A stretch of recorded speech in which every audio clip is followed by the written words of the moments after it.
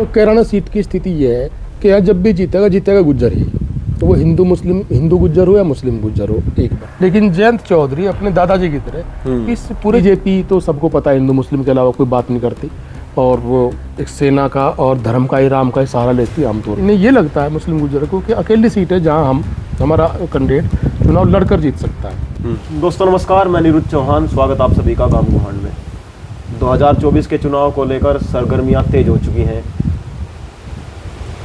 और जो पार्टियां अपने एजेंडों पर काम करती हैं वो अब की बार बदलाव में नजर आ रहे हैं। एक तरफ राम मंदिर का मुद्दा था, पूरा हो चुका है, भारतीय जनता पार्टी उसी मुद्दे को लेकर सामने आती है, हिंदू मुस्लिम के मुद्दे को लेकर सामने आती है।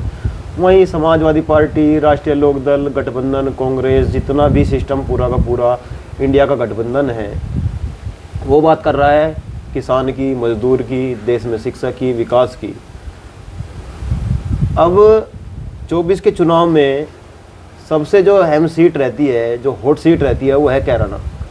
और कैराना को लेकर जनता क्या सोच रही है और जो विशेषज्ञ हैं, जो समाज सेवी हैं, वो क्या सोच रहे हैं, आज उसी पर बात करेंगे। हमारे साथ में लोकेश सलारपुरी जी हैं और आप अच्छे से जानते हैं किस तरीके से बेबाकी से अपनी आवाज़ को रखते हैं, अपनी बात को रखते हैं और सटीक तथ्यों के साथ बात रखते हैं। आज इसी पर बात करेंगे। कैराना लोकसभा में अब की बार क्या हो सकता है, क्या बदलाव होंगे।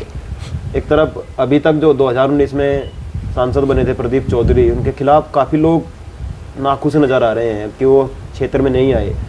वहीं दूसरी तरफ जो गठबंधन है उसने बहुत कोशिश की है कि हम में से कौन आगे आएगा। इकरा हसन भी मैदान में है, नवाजिश आलम, अमीर आलम जी मैदान में हैं, कह रहे हैं प्रसन्न चौधरी का भी टिकट हो सकता है।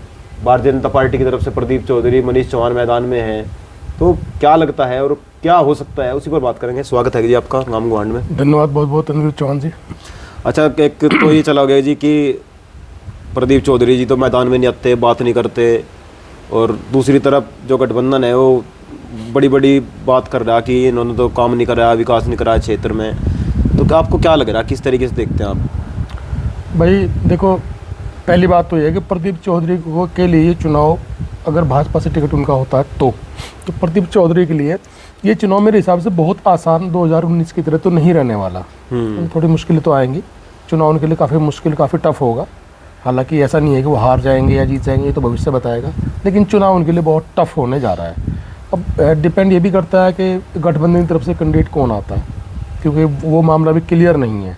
कभी संभावनाएं बढ़ती है कि एक राशन का टिकट लगभग कन्फर्म है, कभी होता है कि शायद चौधरी इस्पाल सिंह के बेटे को भी टिकट हो सकता है, नवाजिश आलम का भी नाम आता है, और भाजपा की तरफ से भी एक नाम और आता है मनीष चौहान का। अब कंफर्म नहीं है, लेकिन फिलहाल मैं ये मान के चलता हूँ कि अगर आज की तारीख में प्रदीप चौधरी भाजपा से आते हैं और इकरा हसन गठबंधन से आती हैं तो चुनाव बहुत टफ, बड़ा टफ फाइट का पेचीदा हो जाएगा, पेचीदा चुनाव रहेगा। कहीं भी किसी भी तरफ पलड़ा झुक सकता है। ये मेरी ओपिनियन ये है। लेकिन जिस तरीके से गठबंधन मजबूती से आगे बढ़ रहा है हर रोज, वहीं कल एक खबर और आ गई कि जयंत चौधरी ने बीजेपी से हाथ मिला लिया। तो ऐसे में अगर जयंत चौधरी, अभी तक तो जयंत चौधरी जी बीजेपी के खिलाफ मुहिम छेड़े हुए थे, वो हाथरस में गए, उनके ऊपर लाठीचार्ज भी हो गया। देखो, इस तरह की तो खबरें बार बार आएंगे। चुनाव जितना नज़दीक जाएगा उस तरह की ये जो फेक न्यूज़ समझ लो या अफवाहें समझ लो, ये बार बार चलती रहेंगी। लेकिन जो मुझे लगता है कि जयंत चौधरी शायद भाजपा की तरफ नहीं जा पाएंगे, क्योंकि जयंत चौधरी, उनके पिता में ज़मीन आसमान का फ़र्क है। अजीत सिंह भी समझौता कर लेते थे, उन्होंने भाजपा समझौते किए भी, मंत्री भी रहे हैं। लेकिन जयंत चौधरी अपने दादाजी की तरह इस पूरे क्षेत्र की जो समीकरण को बहुत गहराई से समझ पाए। उन्होंने देख लिया कि यहाँ मुस्लिम वोट भी बहुत बड़ा फैक्टर है, गुज्जर वोट ही फैक्टर है, सैनी वोट ही फैक्टर है, और जितने वोट है सारे बड़े फैक्टर हैं। लेकिन जो उनका मेन था वो मुस्लिम वोटों और हिंदू मुस्लिम की एकता थी, जो चरण सिंह जी ने एक चीज़ बनाई थी। तो जयंत चौधरी, मेरे जहाँ तक मैं कई साल से बात कर रहा हूँ, वो उसी तरफ हैं और उन्हें इसमें कामयाबी मिली। 2022 के चुनाव में स्पष्ट दिखाई दिया कि जो मुस्लिम थे वो उनकी तरफ दोबारा लौट करके आए हैं। तो अब इन अफवाहों, मुझे तो अफवाह लगती है कि जयंत चौधरी भाजपा के साथ चले जाएंगे, और मैंने भी देखी हैं, खबरें भी देखी हैं, अफवाह भी देखी हैं सब, कि 4 सीट का वादा किया, 4 सीट की ऑफर दी गई है। भाई 4 सीट में 3 सीट तो ऑलरेडी बीजेपी के पास है, तो बीजेपी अपनी जीती हुई सीट क्यों देगी किसी को? तो मुझे इन अफवाहों में दम नज़र नहीं आता। मेरा मानना ये है कि अभी जयंत चौधरी गठबंधन के साथ ही रहेंगे, वहाँ उनको लाभ भी मिलेगा। एक तरफ जैसा जो मैं कई दिन से देख रहा हूँ कि जो प्रत्याशी हैं, जो खुद को प्रत्याशी समझे बैठे हैं, वो मैदान में आ चुके हैं, लेकिन किसी में कोई दमखम नज़र नहीं आता। कोई एजुकेशन की बात नहीं कर रहा, कैराना लोकसभा को कैसे आगे ले जाया जा सकता है इसकी तरफ कोई बात नहीं कर रहा। वहीं वही बात, छोटी मोटी बात घुमा फिरा कर हिंदू मुस्लिम की बात होती है। कोई सटीक तथ्यों के साथ कोई ऐसी बात ही नहीं कर रहा कि इन चीज़ों से आप देख लीजिए, कैराना लोकसभा में शामली, थाना भवन और खुद कैराना विधानसभा है, 3 विधानसभा हैं, लेकिन ना तो शामली में कोई अच्छा कॉलेज है, ना कैराना में कोई अच्छा कॉलेज है, ना कोई थाना भवन में अच्छा कॉलेज है। हाँ, गंगों में यूनिवर्सिटी तक है। इसकी तरफ किसी ने ध्यान ही नहीं दिया पिछले कई सालों में। ऐसा क्या हुआ? देखो भाई, हिंदुस्तान की राजनीति की बड़ी विद्रूपता है अनिरुद्ध भाई की।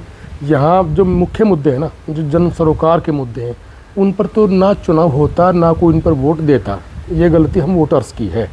वोटर्स को जो चाहिए, जितनी पॉलिटिकल पार्टीज हैं उनको वही परोसती हैं। इन्हें हिंदू मुस्लिम चाहिए, इन्हें जातिगत समीकरण चाहिए, इन्हें और बेफिजूल की बातें चाहिए। कोई वोटर, कोई कम्युनिटी नहीं सोच रही कि तुम्हारे बच्चों का फ्यूचर कहाँ जाने वाला है। तो जिन मुद्दों पे चुनाव होना चाहिए था, उन मुद्दों पे चुनाव नहीं होता। हालांकि मैं आपको पर्सनली बताऊं कि इस मामले में आम आदमी पार्टी, फिर भी मैं उनको थोड़ी पॉजिटिव, उनको थोड़ा एज दूंगा कि फिर भी मुद्दों के ऊपर चुनाव करते हैं। वो करप्शन के ऊपर भी चुनाव करते हैं, वो एजुकेशन की बात भी करते हैं, वो हेल्थ की बात भी करते हैं, एक तरीके से वो वेलफेयर स्टेट की बात करते हैं। बीजेपी तो सबको पता है हिंदू मुस्लिम के अलावा कोई बात नहीं करती, और वो एक सेना का और धर्म का ही, राम का ही सहारा लेती है आमतौर पे। लेकिन जो गठबंधन है, जो बाकी विपक्ष है, वो भी मुझे इतना गंभीर नज़र नहीं आता कि वो जन सरोकार के मुद्दों पर बात करें। ये विद्रूपता है राजनीति की, और यही एक हमारे हिंदुस्तान का एक तरीके से पिछड़े होने की वजह भी है। मैं कई गाँव में गया हूँ और इन चीज़ों पर भी मैंने बात की, और अब बात ये चली हुई कि प्रदीप चौधरी हिंदू गुज्जर हैं, और अगर उनके सामने हिंदू गुज्जर ही आए तो ज़्यादा मजबूत रहेगा। अब हिंदू गुज्जरों में कोई मजबूत आता नहीं, चौधरीयों से अलग। देखो, कैराना सीट की स्थिति ये है कि यहाँ जब भी जीतेगा गुज्जर ही, तो वो हिंदू गुज्जर हो या मुस्लिम गुज्जर हो, एक बात। तो दूसरी विशेषता है कि लोकल इन 5 विधानसभाओं का कैंडिडेट ही जीत पाएगा। अगर बाहर से आप किसी हिंदू या मुस्लिम गुज्जर को भी चुनाव लड़ाएंगे तो वो मज़ा नहीं आएगा। करतार बड़ाना जी ने लड़ा था चुनाव, लड़ा था, हार गए थे। यहाँ तक कि एक बार मैं आपको बताऊँ, मृगंका सिंह भी केवल इसलिए चुनाव हार गई थी कि वो उनकी पापा की सीट तो थी, लेकिन ससुराल की सीट नहीं थी, उनकी ससुराल कहीं और थी, वो भी चुनाव हार गई थी। तो यहाँ जब भी चुनाव जीतेगा, हिंदू या मुस्लिम गुज्जर में कोई एक गुज्जर जीतेगा टक्कर पे। चाहे फिर यहाँ तक भी होगा कि अगर मैं आपको उदाहरण के तौर पर बता रहा हूँ, सपोज करो भाजपा की तरफ से प्रदीप चुनाव लड़ रहे हैं, गठबंधन किसी जाट को टिकट दे देता है, तो जो मुस्लिम गुज्जर है ना, वो भी भाजपा के साथ चला जाएगा। ये सीट की खासियत है, तो सब पार्टी को ध्यान रखना चाहिए। आपको क्या लगता है कौन ज़्यादा मजबूत रह सकता है गठबंधन की तरफ से, इकरा हसन या चौधरी परिवार?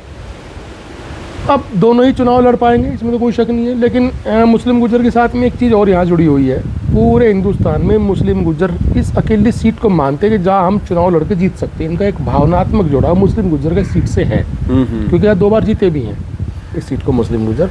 तो इन्हें इस सीट से एक भावनात्मक लगाव है इनका। इन्हें ये लगता है मुस्लिम गुज्जर को कि अकेली सीट है जहाँ हमारा कैंडिडेट चुनाव लड़कर जीत सकता है। तो अगर चौधरी को टिकट होता है गठबंधन की ओर से, तो ऐसा तो नहीं कमज़ोर कैंडिडेट है, मजबूत कैंडिडेट रहेंगे वो भी। लेकिन मुस्लिम गुज्जर फिर क्या करेंगे, ये देखने वाली बात होगी। वो किधर वोट देंगे, किन को देंगे, ये सोचने वाली बात होगी। यानी अगर इकरा का टिकट करता है तो मुस्लिम गुज्जर के अंदर एक बेचैनी पैदा जरूर होगी। नहीं, अगर इकरा हसन का टिकट हो जाता तो बेचैनी तो इनके अंदर भी पैदा होगी। ये भी अपने वोटर को रोकेंगे कि प्रदीप चौधरी की तरफ चले जाओ। पहले भी चुनाव में यही बिल्कुल इसकी संभावना से आप इनकार नहीं कर सकते, ऐसा संभव है। लेकिन दूसरी तरफ एक चीज़ और भी है, फिर मनीष चौहान क्या करेंगे? वो भी तो टिकट के भाजपा की तरफ से दावेदार है। अगर उनको टिकट नहीं होता तो वो क्या करेंगे? तो क्या वो प्रदीप की राह में रोड़े नहीं अटकाएंगे? अगर हम ऐसे मानो, फिर ये भी माना जा सकता है। तो ये तो चलता है, इस तरह की चीज़ें हमेशा चलती आई हैं। लेकिन जनता क्या जवाब देगी, ये उसके ऊपर डिपेंड करता है। क्योंकि जब चुनाव आएगा, उनको ये शायद इन चीज़ों पर आमतौर पर वोटर देखता भी नहीं है। जो बिल्कुल डेडिकेटेड वोटर है, किसी का 10,000 है, 15,000 है, 20,000 है, वो भले ही थोड़ा बहुत उसमें थोड़ा चेंजिंग आ जाए, आमतौर पर होता नहीं है अब, खासतौर पर लोकसभा के चुनाव में। नहीं, एक चीज़ और है कि अगर मनीष चौहान भले ही ना करें, लेकिन राम मंदिर का भी तो मुद्दा था, सेटल हो गया है। वो बड़ी चाव था हिंदुओं में कि राम मंदिर बने, देश में राम मंदिर बने, भले वो 3 किलोमीटर दूर बना दिया गया हो।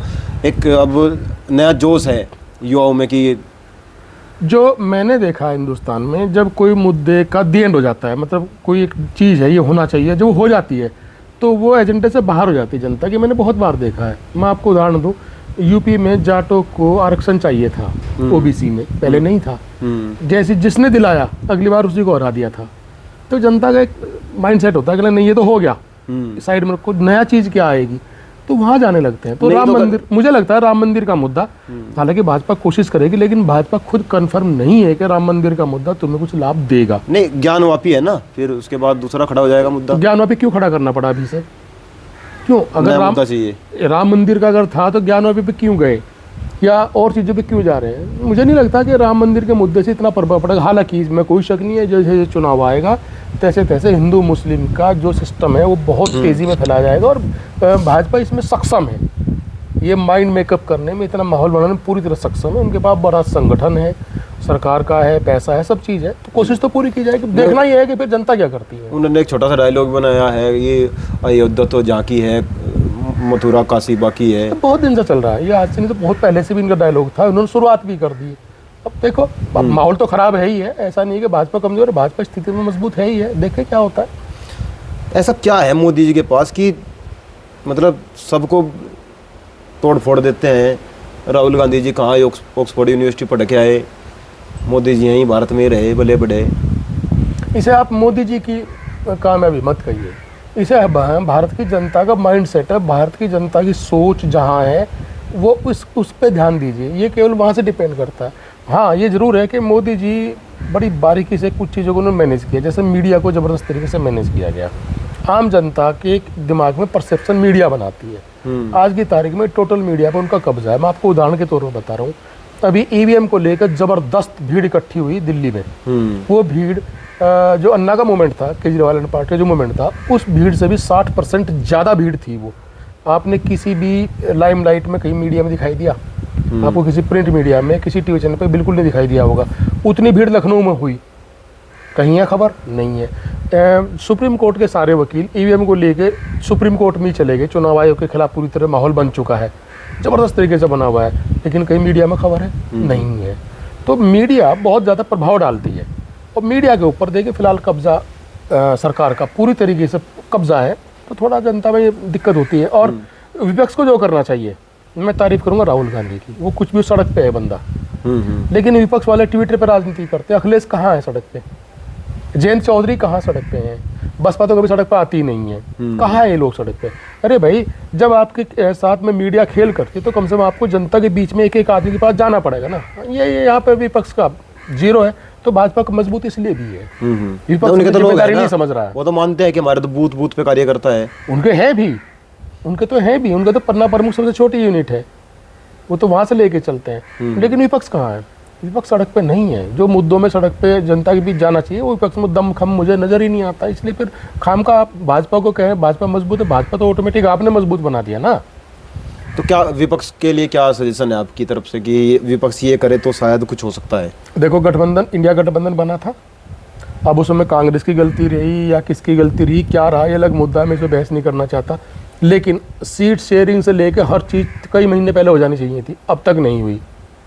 हालांकि इसमें कुछ लोगों का ये मानना है कि इसलिए नहीं कर रहे हैं कि अगर सीट शेयरिंग फाइनल कर दी तो जितने गठबंधन है उनके खिलाफ ईडी वगैरह का प्रकोप जारी हो जाएगा, कि अरविंद केजरीवाल और ये सब इसलिए नहीं कर पा रहे अखिलेश। इसमें मुझे कुछ सच्चाई नज़र भी आती है, क्योंकि जहाँ तक मेरे पास जानकारी है शायद सब चीज़ फाइनल है, चुनाव की अधिसूचना होगी तो उसके बाद इस पर ये ऑटोमेटिक आपको सामने लगा, हाँ सीट शेयरिंग हो गई। लेकिन जितना भी गठबंधन है वो सीट शेयरिंग की बात तो कर रहा है, लेकिन हम जनता के बीच में लेके क्या जाएंगे, ये किसी गठबंधन ने अब तक कोई रोड मैप नहीं दिया। कांग्रेस ने भी नहीं दिया। उन्होंने कहा हम न्याय करेंगे, हम न्याय की तरफ जाएंगे। ठीक है, आप न्याय करेंगे, तो एक टेक्निकल भाषा हुई। जनता को न्याय से क्या क्या ध्यान देगा? उसे पता है भाई बेरोजगारी, बच्चों को नौकरी मिलेगी कि नहीं मिलेगी, कोई विपक्षी दल बोलने को तैयार नहीं है, किसी को पता ही नहीं है, ये खुद हवाओं में है। बस सीट शेयरिंग चाहिए, इतनी सीट उसको दे दूँ, इतनी सीट मुझे मिल जाए, हम वहाँ लड़ लें, हम ये कर लें, आपस में जुत्तम पैजार, ये तो है। लेकिन जनता के मुद्दे, जनता के जिस चीज़ के लेके जनता परेशान है, बेरोजगारी को लेकर परेशान है, महंगाई को लेकर परेशान है, इस चीज़ के ऊपर विपक्ष का कोई रोड मैप नहीं है। ये कहते हैं इन्होंने लूट मचाई, हाईवे में लूट मचाई, आपने कोई रोड मैप दिया कि आप क्या करेंगे? विपक्ष कहता है कि नहीं ये टोल टैक्स बहुत ज़्यादा है, क्या आपने कहा कि आप सरकार में आएंगे तो क्या करेंगे? आम आदमी पार्टी ने जितने स्टेट के टोल थे पंजाब में स्टेट हाईवे के, वो सारे लगभग खत्म कर दिए। आपने कुछ कहा आज तक? बाकी तो विपक्ष नहीं बोल रहा ना। तो जनता की डिमांड को समझो, जनता कहाँ परेशान उसे समझिए।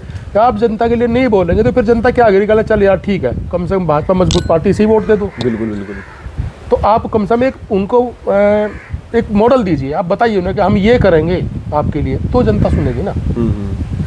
नहीं, मैं कल से कैराना लोकसभा के बारे में बहुत सारी चीज़ें देखी कि बाबूजी आए, वो जीत गए थे भारतीय जनता पार्टी की तरफ से, अचानक बाबूजी चले गए। नहीं, पहला चुनाव बाबूजी हार गए थे। पहले नहीं, जो इसमें जब 14 में आए तो जीत गए, फिर 9 में हार गए थे ना। 9 में हार गए थे, फिर दोबारा यहाँ पे उपचुनाव होता है बाबूजी के जाने के बाद, तब उस समय जीत जाती हैं। जी। अब 19 का चुनाव आया तो प्रदीप चौधरी जीत गए। अब 24 का चुनाव आएगा तो किस तरीके से यहाँ पे जो भारतीय जनता पार्टी है उसको शिकस्त मिल सकती है? आप किस तरीके से देखते हैं उस चीज़ को? देखिए, सीट की जो वोट का पूरा सिस्टम है, जो जनता के अंदर अकुलाहट भी है, मेन चीज़ आप देखिए, प्रदीप चौधरी 2019 में चुनाव जीते थे, 5 विधानसभाएं हैं यहाँ। नकुड़ से वो तब भी हार के गए थे, नकुड़ विधानसभा, गंगू में उनको भारी लीड मिली थी, बाकी तीनों विधानसभा जीत करके आए थे। 2022 में नकुड़ में जो भाजपा जीती जरूर, लेकिन 100-150 200-400 वोट से जीती है, मतलब वहाँ लगभग बराबरी के लेवल पे आज भी खड़े हैं। हार भी सकते हैं, 100-200 वोट से जीत भी सकते हैं प्रदीप चौधरी। जब 19 में हार गए, जब भाजपा को आम चुनाव 6% वोट ज़्यादा मिले थे 14 के मुकाबले, तो इस चुनाव में तो शायद वो स्थिति नहीं है, तो वहाँ से हम कमज़ोर ही रहेंगे। गंगो विधानसभा में क्या रहेगा, यहाँ शायद जीत के जाएंगे, लेकिन उधर जो 3 विधानसभाएं हैं 2022 के चुनाव में तीनों विपक्ष के पास है, यानी गठबंधन के पास है। तो प्रदीप चौधरी वो जो लीड गंगो से मिली थी, अब वो कितनी लीड खोएंगे ये देखने वाली बात होगी। यानी अगर प्रदीप चौधरी जीतते हैं तो कितने वोट से जीतेंगे, और हारते हैं तो कितने वोट से हारेंगे। ये दोनों चीज़ें इस बार सिस्टम ये है कि पहले के मुकाबले आसान चुनाव इसलिए नहीं बचा हुआ है। लोग ये भी कह रहे हैं कि अगर नाहिद हसन मैदान में आ जाते तो शायद इकरा को जिता कर, क्योंकि जब नाहिद हसन जेल में थे तो इकरा हसन ने उनको जिता दिया। अब दोनों बहन भाई साथ इकट्ठा लड़ेंगे तो शायद जीत भी सकते हैं। नहीं, मुझे नहीं लगता कि नाहिद हसन अगर उनके लिए चुनाव पहले बात वो आ नहीं पाएंगे, लेकिन अगर आ भी गए तो कोई फ़र्क शायद ना पड़े। इकरा हसन कोई अननोन नाम नहीं है, जाना पहचाना नाम है, पूरी तरह चर्चाओं में, लगातार टिकट की चर्चाओं में, तो बच्चा जानता है, आम वोटर भी जानता है, चाहे विपक्ष का है चाहे पक्ष का है, चाहे इनको वोट देने वाला है चाहे इनको वोट नहीं देने वाला है, लेकिन जानता हर कोई इकरा हसन कोई है। बैकग्राउंड अच्छी है परिवार की, उसके पापा बहुत अच्छे, उनकी माँ चुनाव लड़ी है, जीती हुई है, बब्बू चुनाव लड़े हुए, दादा भी चुनाव लड़े हैं। तो इकरा हसन को किसी नाहिद की या किसी और की जरूरत नहीं है, केवल टिकट की जरूरत है। टिकट मिला और गठबंधन की तरफ से अगर चुनाव लड़ती है तो मजबूत कैंडिडेट, इसमें कोई शक नहीं है। हार जीत अलग चीज़ है, कौन आ रहा है कौन जीता है, लेकिन बहुत मजबूती से चुनाव लड़ेगी। नाहिद साथ हो तब भी, ना साथ हो तब भी। बहरहाल परिवार तो साथ रहेगा ही, लेकिन नाहिद मुखर हो ना हो फर्क नहीं पड़ने वाला। चलो, बहुत बहुत धन्यवाद आपका। और हम गांव दर गांव जाकर जानने की कोशिश ये करेंगे कि लगभग हम हर विधानसभा में 10 गांव जाएंगे और कोशिश करेंगे जानने की जनता से कि अब की बार कैराना लोकसभा पर जनता का क्या मूड है, और 24 के चुनाव में प्रधानमंत्री किसको बनना चाहिए, जिससे देश में बंधुत्व की भावना स्थापित हो, देश में भाईचारा बढ़े, देश में किसानों की मजदूरों की बात हो, देश में शिक्षा की बात हो, देश में विद्यार्थियों के लिए कैसे बजट पेश होना है उसके ऊपर बात हो, और किसानों को मुआवजा किस तरीके से मिल सकता है, कैसे अपनी फसलों के भाव MSP उनको मिल सकती है, स्वामीनाथन की रिपोर्ट कैसे लागू हो सकती है, उसके ऊपर हम लगातार विचार विमर्श कर रहे हैं, आपको वीडियो दिखा रहे हैं। आप गांव ग्वांड चैनल को सब्सक्राइब कीजिए।